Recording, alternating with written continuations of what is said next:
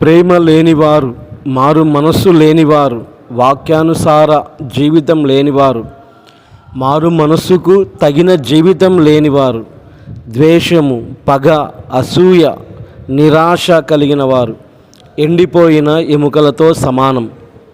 అయితే వారు చేయవలసిన పని ఏమనగా, జీవము గల దేవుని సన్నిధికి వెళ్ళి జీవము గల దేవుని వాక్యమును శ్రద్ధగా విని జీవితాన్ని మార్చమని జీవాధిపతిని వేడుకోవాలి. ఎండిన ఎముకలన్నీయు తిరిగి జీవింపచేయుమయ్యా.